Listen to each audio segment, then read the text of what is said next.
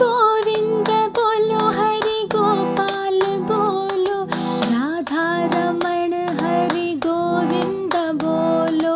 गोविंद बोलो हरि गोपाल बोलो, राधा रमण हरि गोविंद बोलो। गोविंद बोलो गोपाल बोलो, राधा रमण हरि गोविंद बोलो। गोविंद बोलो हरि गोपाल बोलो, राधा रमण हरि गोविंद बोलो। गोविंद बोलो गोपाल बोलो, सारे ये बोलो, मिलके ये बोलो, अरे सारे ये बोलो। श्रीमद् भागवत जी के षष्ठ स्कंद का 11वां अध्याय, वृत्रासुर की वीरवाणी और भगवत प्राप्ति। श्री सुखदेव जी कहते हैं, परीक्षित, असुर सेना भयभीत होकर भाग रही थी। उसके सैनिक इतने अचेत हो रहे थे कि उन्होंने अपने स्वामी के धर्मानुकूल वचनों पर भी ध्यान न दिया।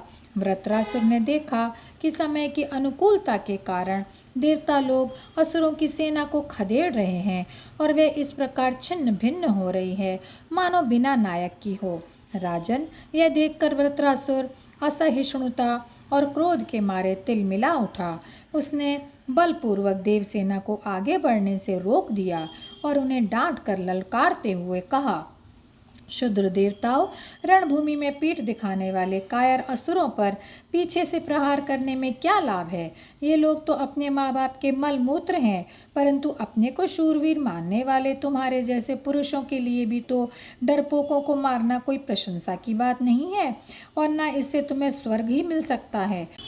यदि तुम्हारे मन में युद्ध करने की शक्ति और उत्साह है तथा अब जीवित रहकर विषय सुख भोगने की लालसा नहीं है, तो क्षण भर मेरे सामने डट जाओ और युद्ध का मजा चख लो। परीक्षित, वृत्रासुर बड़ा बली था। वह अपने डील डॉल से ही शत्रु देवताओं को भयभीत करने लगा।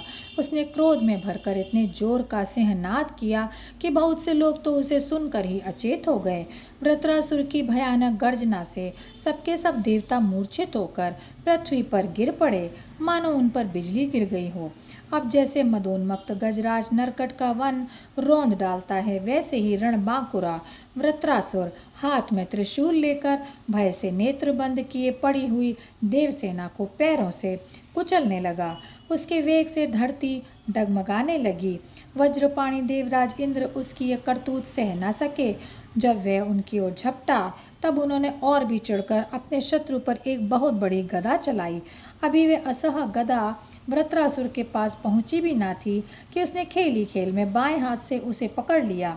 राजन, परम पराक्रमी वृत्रासुर ने क्रोध से आग बबूला होकर उसी गदा से इंद्र के वाहन ऐरावत के सिर पर बड़े जोर से गरजते हुए प्रहार किया। उसके इस कार्य की सभी लोग बड़ी प्रशंसा करने लगे। वृत्रासुर की गदा के आघात से ऐरावत हाथी वज्राहत पर्वत के समान तिलमिला उठा। सिर फट जाने से वह अत्यंत व्याकुल हो गया और खून उगलता हुआ इंद्र को लिए हुए ही 28 हाथ पीछे हट गया।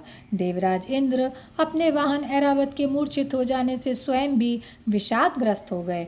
यह देखकर युद्ध धर्म के मर्मज्ञ वृत्रासुर ने उनके ऊपर फिर से गदा नहीं चलाई।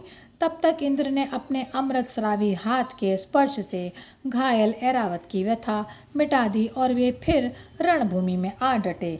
परीक्षित, जब वृत्रासुर ने देखा कि मेरे भाई विश्वरूप का वध करने वाला शत्रु इंद्र युद्ध के लिए हाथ में वज्र लेकर फिर सामने आ गया है, तब उसे उनके उस क्रूर पाप कर्म का स्मरण हो आया और वह शोक और मोह से युक्त हो हंसता हुआ उनसे कहने लगा। वृत्रासुर बोला, आज मेरे लिए बड़े सौभाग्य का दिन है कि तुम्हारे जैसा शत्रु, जिसने विश्वरूप के रूप में ब्राह्मण अपने गुरु एवं मेरे भाई की हत्या की है, मेरे सामने खड़ा है। अरे दुष्ट, अब शीघ्र से शीघ्र मैं तेरे पत्थर के समान कठोर हृदय को अपने शूल से विदीर्ण करके भाई से उऋण हो जाऊंगा। आहा, यह मेरे लिए कैसे आनंद की बात होगी। इंद्र, तूने मेरे आत्मवेदता और निष्पाप बड़े भाई के, जो ब्राह्मण होने के साथ ही यज्ञ में दीक्षित और तुम्हारा गुरु था, विश्वास दिलाकर तलवार से 3 सिर उतार लिए, ठीक वैसे ही जैसे स्वर्गकामी निर्दय मनुष्य यज्ञ में पशु का सिर काट डालता है। दया, लज्जा, लक्ष्मी और कीर्ति तुझे छोड़ चुकी है। तूने ऐसे ऐसे नीच कर्म किए हैं जिनकी निंदा मनुष्यों की तो बात ही क्या है, राक्षस तक करते हैं। आज मेरे त्रिशूल से तेरा शरीर टूक टूक हो जाएगा, बड़े कष्ट से तेरी मृत्यु होगी। तेरे जैसे पापी को आग भी नहीं जलाएगी, तुझे तो गीध नोच नोच कर खाएंगे। ये अज्ञानी देवता तेरे जैसे नीच और क्रूर के अनुयायी बनकर मुझ पर शस्त्रों से प्रहार कर रहे हैं। मैं अपने तीखे त्रिशूल से उनकी गर्दन काट डालूंगा और उनके द्वारा गणों के सहित भैरवादी भूतनाथों को बलि चढ़ाऊंगा। वीर इंद्र, यह भी संभव है कि तू मेरी सेना को छिन्न भिन्न करके अपने वज्र से मेरा सिर काट ले, तो मैं अपने शरीर की बलि पशु पक्षियों को समर्पित करके कर्म बंधन से मुक्त हो महापुरुषों की चरण रज का आश्रय ग्रहण करूंगा। जिस लोक में महापुरुष जाते हैं वहां पहुंच जाऊंगा। देवराज, मैं तेरे सामने खड़ा हूँ, तेरा शत्रु हूँ। अब तू मुझ पर अपना अमोघ वज्र क्यों नहीं छोड़ता? तू यह संदेह न कर कि जैसे तेरी गदा निष्फल हो गई, कृपण पुरुष से ही की हुई याचना के समान ये वज्र भी वैसे ही निष्फल हो जाएगा। इंद्र, तेरा यह वज्र श्रीहरि के तेज और दधीचि ऋषि की तपस्या से शक्तिमान हो रहा है। विष्णु भगवान ने मुझे मारने के लिए तुझे आज्ञा भी दी है, इसलिए अब तू उसी वज्र से मुझे मार डाल, क्योंकि जिस पक्ष में भगवान श्रीहरि हैं उधर ही विजय, लक्ष्मी और सारे गुण निवास करते हैं।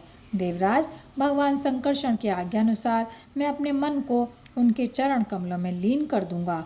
तेरे वज्र का वेग मुझे नहीं, मेरे विषय भोग रूप फंदे को काट डालेगा और मैं शरीर त्याग कर मुनि जनोचित गति प्राप्त करूंगा।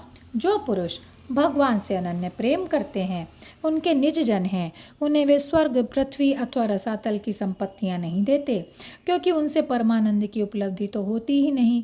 उल्टे द्वेष, उद्वेग, अभिमान, मानसिक पीड़ा, कलह, दुख और परिश्रम ही हाथ लगते हैं। इंद्र, हमारे स्वामी अपने भक्त के अर्थ, धर्म एवं काम संबंधी प्रयास को व्यर्थ कर दिया करते हैं, और सच पूछो तो इसी से भगवान की कृपा का अनुमान होता है, क्योंकि उनका ऐसा कृपा प्रसाद अंकिंचन भक्तों के लिए ही अनुभवगम्य है और दूसरों के लिए तो अत्यंत दुर्लभ ही है।